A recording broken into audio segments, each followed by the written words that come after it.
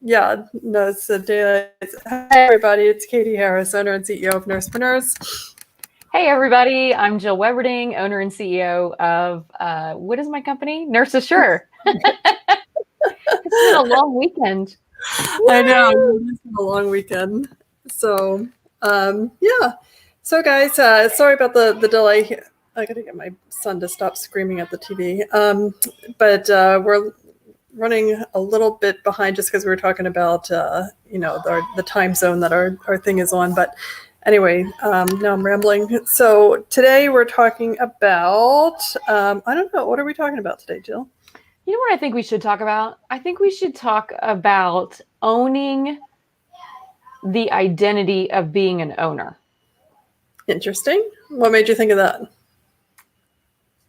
Because I think this is a frequent issue. Well, I know this is a frequent issue because I see this pretty much with every nurse that I work with, and I see it in comments all the time, where you get really frustrated that maybe your business isn't where you want it to be or where you thought it would be at whatever time period, like in your mind you thought you would have success at this time point, right? You know what I'm saying. But the reality is, like, are you operating and are you identifying as an owner, or are you like scrambling as a taskmaster and still like coming from lack mentality, and you're chasing all the transactions, you're chasing all the leads. You're not really owning the identity of how a CEO would operate, right? Yeah, that's definitely a hard transition, especially because a lot of people, when they first start out, they're like, oh, I'm going to dip my toe in the water and see if this really works. So you are a task trainer at that point. Yes. And so, we've talked about employee mindset versus entrepreneur mindset, totally different. And that is a transition that you need to make when you're coming into business.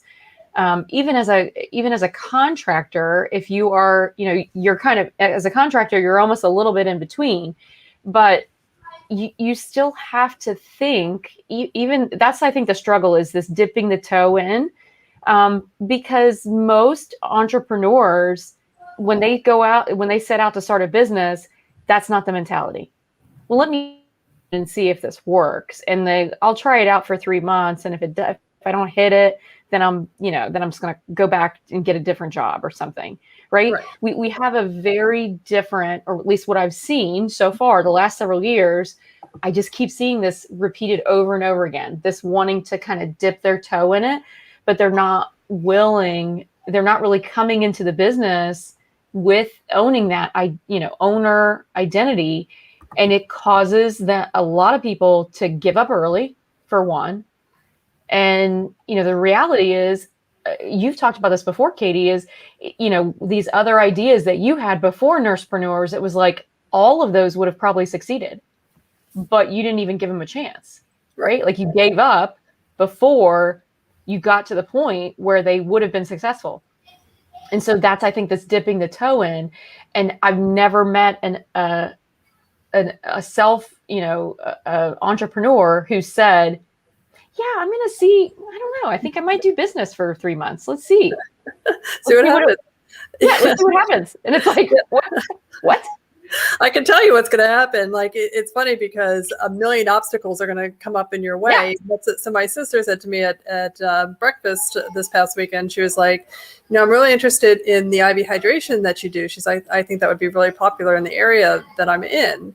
And I was like, oh, that's awesome. You should do the course. And she's like, yeah, well, I don't have any business experience. And I was like, so neither. Hold on 1 second. Hey, Matthew, can you keep your voice down? That's okay. Okay. So sorry about that. So, and she's like, well, I don't have any business experience. And I'm like, well, neither do any of the nurses in that course. And she's like, no business. And I actually have that on my website currently. No business experience required, friends. Right.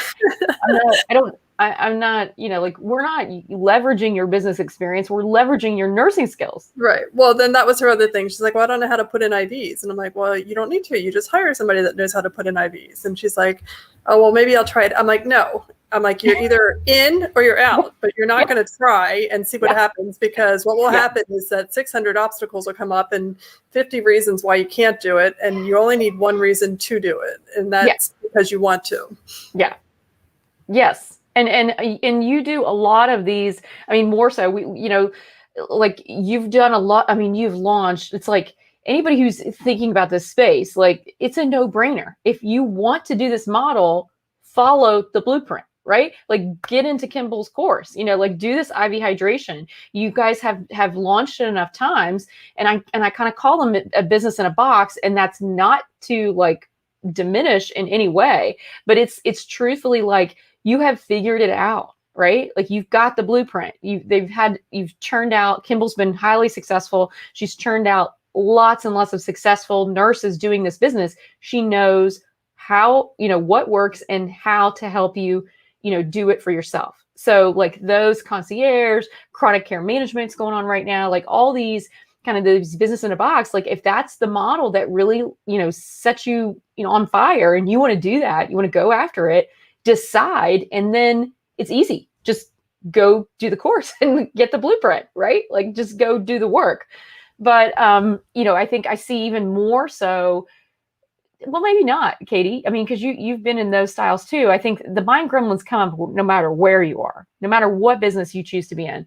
But I think it really rears its head maybe a little bit more when you don't have that structure, when you don't have the blueprint, when you're really trying to create it yourself, which is what I've seen with course creators for nurses that I've done, and nursing by design, when it's like it's not as simple and cut and dry, because that doesn't really resonate with what you want to do. And that's where I was, where that's like a great business model, but it's not aligned with me. Like it's not what I want to do. All the power to anybody who wants to do that. But it's not what I was passionate about.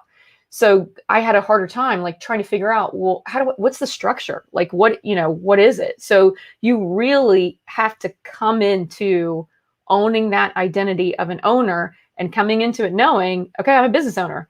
And are most businesses profitable in the first 6 weeks, 8 weeks, 12 weeks? No. So knowing that should actually just reinforce that I'm right there with everyone else, right? I'm not failing miserably because I haven't, got a client, when I was first starting out in the first 3 months. That was par for the course, so like if you go into it as this, I'm going to dabble, I'm going to try, quite frankly, you have a much higher likelihood of quitting early on. Yeah. True. Yeah, it's definitely true, and that's one of the things I was just talking about this on a podcast, in that, they said, on your website, you have something about unshakable self-belief. And I said, yeah, it's why my first several businesses just kind of fell apart, was because, one, I was dabbling in them, but two, I didn't have that unshakable self-belief that I was going to make it work. And if you don't have that, it's very hard to make something work, because if I was the only one that was going to make it work and see it through, then I have to find a way around any obstacle that pops its reary head at me. And that is ultimately what happens. Like, I've had one nurse email me and she's like, well, I don't like networking. And I was like, well, neither do I, but you still do it. One, be really intentional about what business model you choose. Don't pick one that requires 80% of networking. Right. Yeah. So, but I'm like, but the business, it puts you in uncomfortable situations, and it's constant. Yeah. And you just have to say, okay, I said, I have two options. I can give up, or I can, work through this obstacle. Figure it out. Options. Yeah. And that's really where it comes from, is like, what's driving you to create a business to begin with? Like, why are you in this? Right? You really need to ask yourself that.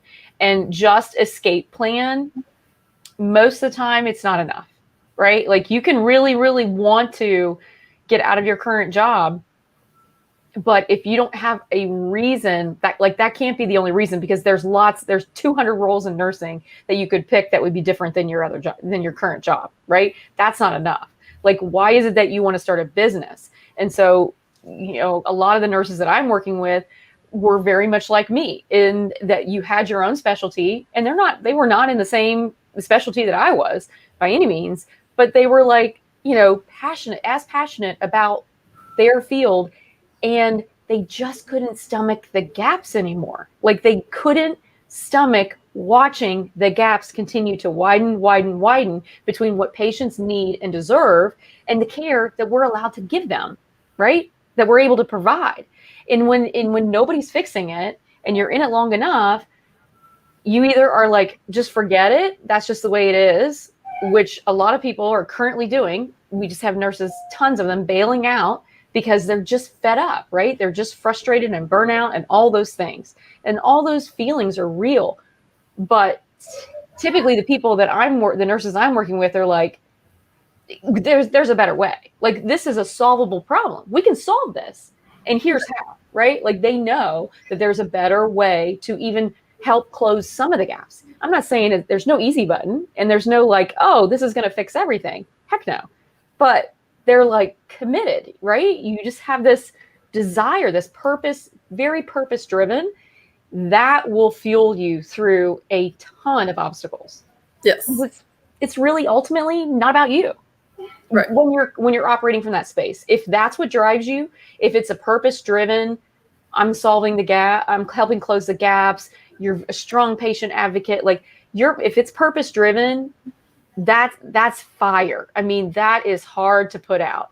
And it pushes you through a lot of obstacles, a lot of logistics that you got to figure out, as well as the fear, right? The mind gremlins that come up because you recognize that it's not about you, like, right? And so you push through some of the things that if it were about you, if it was just about the transaction, if it was just the escape plan, you might have just slunk back at, and chose something different. But when you're fueled by fire, by like purpose-driven service to close a gap for patients or to advocate for patients or advocate for nurses, your colleagues, when it's that as what's fueling you to start a business, that will take you through. Yeah. And, I had that experience in that, my first couple messages that I feel like I put out there, and not, a couple, it makes it sound like there were just one or two, but there was a lot. 200. Yeah, just the first 200 messages I put out there. Wow. Give or take 1,000, but they didn't hit the mark, right? Yeah. But it was passion that kept me going. So I'm like, I know nurses need this. I'm just not saying the right thing. It's not presented the right way, or and just kind of just keep at it. And I literally spent hundreds of thousands of dollars searching for the right way to present this information to people, like learning the best way to do it and the best way to present it and the best way to format it and all this. And, because it was important to me. And even if it went nowhere, I'd probably still be doing it because it's important. Yeah. Because you're driven by purpose. Like, right. You have decided you're doing this. Like, you see the need, it's there, that you can help. You can make a difference. This is how you're making a difference as a nurse, right? And so, that's why we're here, is to help you benefit from our experience. So you don't have to spend all that time and thousands of dollars doing what we've already done to figure out, this piece. That's the power of leveraging mentors and coaches who have done it and who are continuing to, self-develop, right? And do professional development. That's the thing. Like, if I were going to work, with anybody now, I'm like, I want to know who they're working with too, right? Because if they're just like, oh, I'm just the greatest and I don't have to work with anybody, I'm like, I don't know. Right? I want someone who's always also learning and striving and recognizing that, like, there's always more to learn, to tweak, to get better. So it's like, I want to be aligned with people who are doing that, who are, like, I want to know who's working with them and who they're working with, right? There is something to be said for that, of, working with somebody who is constantly upping their game as well. Right. So that they can better serve you, right? That's what it ultimately means, because you're going to benefit not just from their expertise, you're going to benefit from everything that they're learning and filtering down to you. Like, it's powerful. It's exponential. Right. And I mean, that was another thing that one of my coaches had me read a book, and I forget what it's called. Actually, I think it's Finding Your Why or something. Oh yeah. And yeah, because he was like, "Oh, what is your why?" And I was like, "Well, I want to help nurses." He's like, "No, Yeah. your why." I'm like, "That is my why." He's like, "No, it's not." I was like, "I don't understand That's what you're Simon asking Sinek, me." is it not? Yeah, Simonson. Yeah, exactly. Yeah, yeah. So, and then what it really came down to was my why was, why did it take me so freaking long to figure out the business piece? Like, it should have been more straightforward. And I Yeah. want other nurses to get There should have started. been more resources. Right. And make money faster and do it the right way the first time. Like, if somebody just told me the right way, maybe they did tell me the right way and I wasn't listening. I don't know. That's possible. But I want to make it as simple as possible, as straight as possible, that journey, and, acknowledge these mind gremlins that Yeah. come up and will derail you, and just make sure that that's not a business problem. That's a personal problem that you have to deal with, and it's completely separate from the business. So they're two separate things, and that's a big part of the why. And we all go through it. Like, that's part of it too, is normalizing that, like, oh yeah, imposter syndrome, been there, done that, like, we've all done it. We've all had that experience. We've all had those feelings. So it shouldn't derail you, because every entrepreneur that you've ever seen, ever heard, ever listened to, ever read, heard talk or whatever, they've all been through that. They've all been through it. It's part of the journey. And when you, I think, feel that support, and that's why it's been so, great to surround yourself with a community of all nurses who are doing, are on the same path, really. I mean, we're all doing different things, but we're all on this path of being in business, right? Of entrepreneurship, of nursepreneurship. And so that's the power. And I've seen that certainly in my group programs as well, is like, people love that community. Like, it really is a locking of arms and a inspiring each other, a lifting each other up and empowering one another, and see, and then also cross promotion. Like, we all want to shine the light on more nurses taking leadership roles and in the spotlight doing amazing things, because it helps us, break the stereotype of a nurse is only a nurse if she's wearing scrubs with a stethoscope around her neck and at the bedside in a hospital. Like, no, that's one role. It's an amazing role. Been there, I've done it. It's incredible work, very impactful, but it's just one role. So, the more we continue to lift each other up and shine a light on the amazing work that everybody is doing in their own space, in their own specialty, like, the easier it gets for all of us, right? Right. Absolutely. But you have to come into this as an owner. You really, I strongly encourage you to get rid of and be mindful of your words. I'm going to try it. I'm feeling like you're dabbling, feeling like you're half in, half out. Then you're also half-assing, right? Because you can't put your energy and your, and if you're afraid of being disappointed, you're afraid of failing, you're afraid of being judged, you're going to be judged anyway.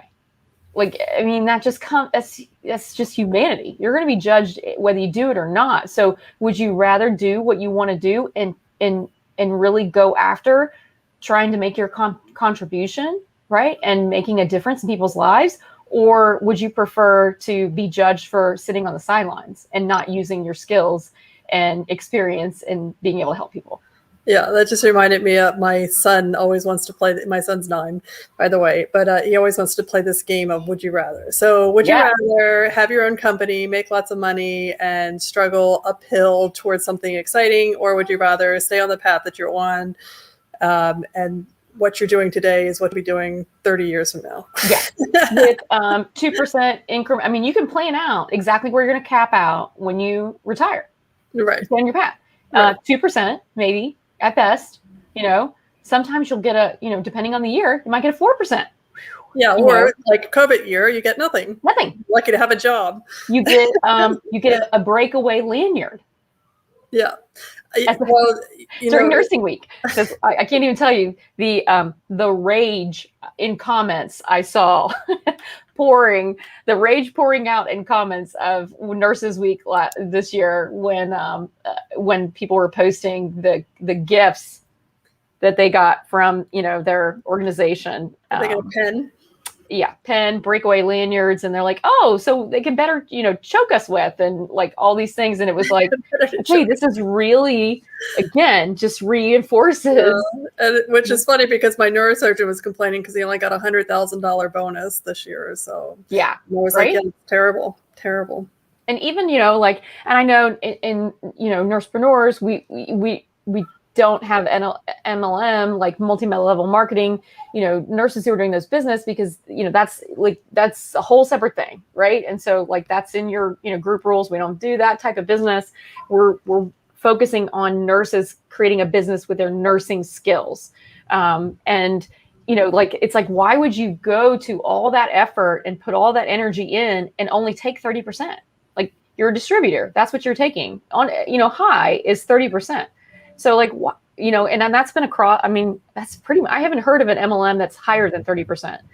I mean, pretty much right about there. And that's if you're like, so you're putting all this time and energy and effort. So you could do that. Would you rather put all this time, energy, and effort and networking and all this stuff and take away 30%? Or you could putting all that time, energy, and effort into your experience and skills that you already have, the degree that you worked your butt off to get, and take 100% of it. Like, would you? I don't know. Would you rather, Katie? Which one would you rather do? Like, it's always like, if you're gonna go to that amount of work and effort, and with the expectation that you're gonna make this your full-time thing, like, why would you take 30% when you could do 100%? Yeah, no, I don't know. It's a bizarre thing because those MLMers, they're online all the time. They're on constant marketing duty. And that was the other thing we were talking about with chronic care leaders, because I said, during one of our lives, I'm like, I'm really jealous because once you get a contract, I mean, they literally have a 6-figure business with one contract. Yeah. And I said, you never have to market. Like 50% of my profit, my revenue that comes in has to go back into marketing. Absolutely. Probably more than that. I am trying to ignore the numbers, but it's like, it's a lot, and it's constant, and it takes up my whole day is just marketing. Yeah. So, we could do what are you rather's all day long. Maybe we'll do that on another episode. But today I just wanted to really bring to light and kind of have you guys think about and consider, how are you mentally showing up in your business? How have you been? Where are you currently in your identity of your role? You can say you're a CEO, but are you actually operating as a CEO? Are you thinking through? Are you making decisions? Are you going all in when a CEO would? Or are you a dabbler, right? And so my guess is, how you truly subconsciously identify yourself in your business is a really good reflection of where you are in your business. Absolutely.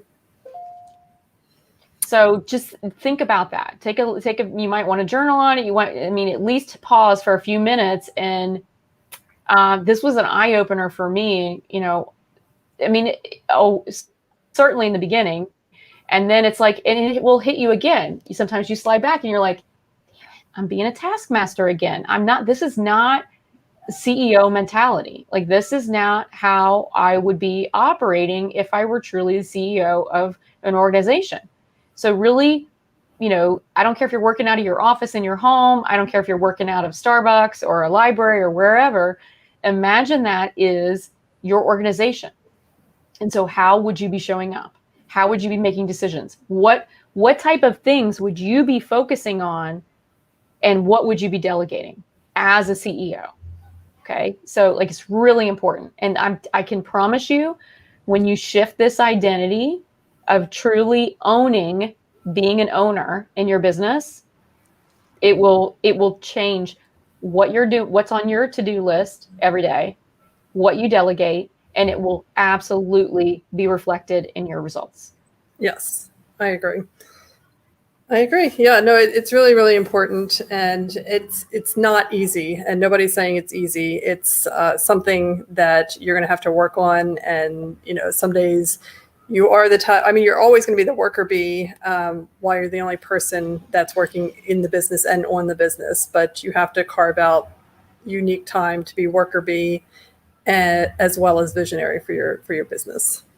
And think about, I mean, we always, a lot of us get stuck in the beginning, and I did the same thing. I made the same mistake. And now I'm like, dang, why did I make this mistake so long of your like first hires of your VAs? You're actually holding yourself back. I mean, you're losing money because, we've talked about that on another episode. I can't remember if I did that on Innergame or if it was with business, a business hot seat is, thinking about your hourly rate. And, if you could pay someone less than what your hourly rate is to do the task that you're doing, you're literally losing money every time that you take on that task. Absolutely. So as scary as it is, particularly, and I know we have a number of nurses in the membership who do have VAs who are building out their team slowly. And a lot of them start out part-time. I did the same thing.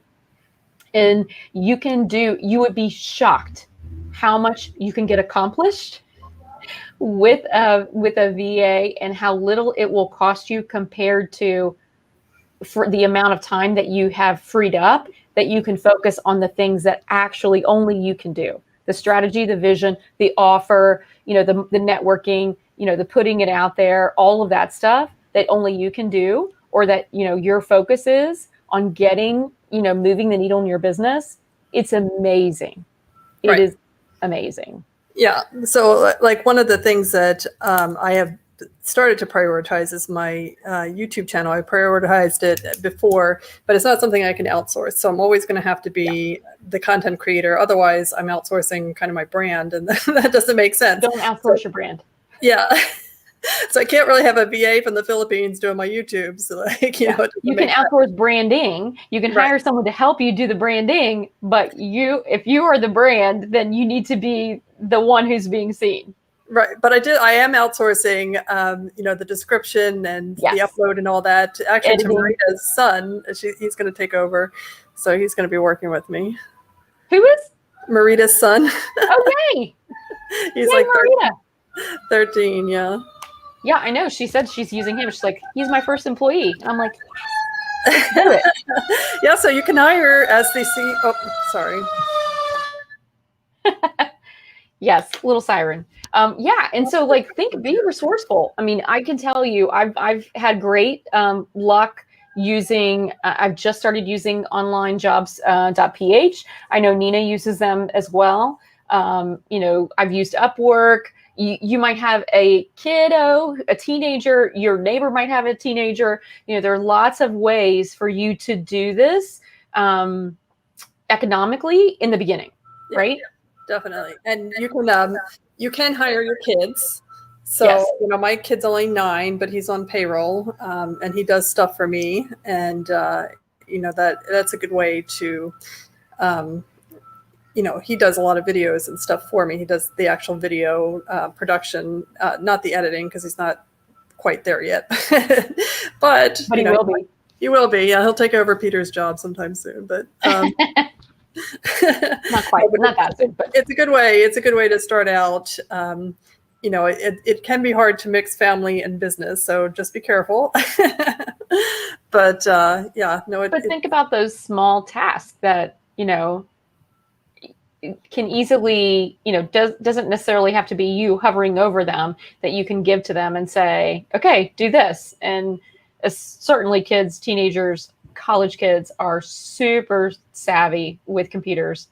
And so most of them can do these types of things, or even social media, doing the social media piece that a lot of nurses, go ahead and comment. Comment below.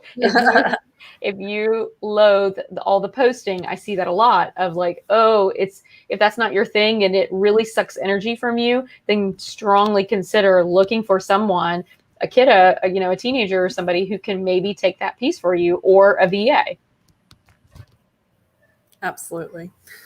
All right. We're coming up on the half hour, Katie. You want to wrap up any final thoughts on being an owner in your business, the identity of an owner in your business?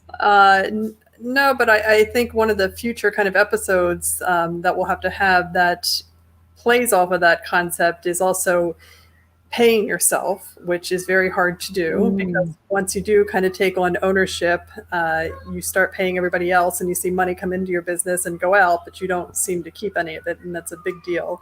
So, prioritizing yourself, I think, is really important as well. So, Yeah. to come. Maybe you need to, we might need to do that on a Wednesday on a business, like the hot seat of like how to pay your kids, whoever, as well as yourself. Like that, like a financial, that might be good. That'd be a good It would be episode. really good because it's something, I've definitely struggled with, just not paying myself and becoming very resentful. And it's just kind of like I'd make more money working overtime than running like this this crazy business. So, Yeah. Yeah, And you can if you're not careful, right? exactly. You can if you're not intentional. Right, exactly. So it's really important. We want to make sure you guys have all those skills as well. It's not just the logistics piece. It's not just the marketing piece. It's the whole thing. Like, and that's why it's easy to get overwhelmed by all the moving pieces. But that's why you're here. Like, that's why you're here. And that's why Katie and I are here to help you along the way and show you that it is manageable. And we do that by chunking down, each of these little sections. All right, guys, have a great week. Please post in the group.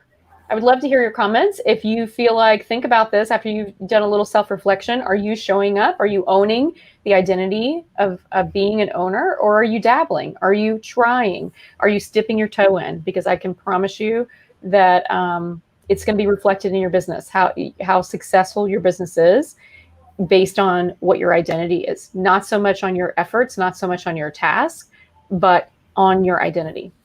All right, we'll see you in the group. All right. Bye, everyone.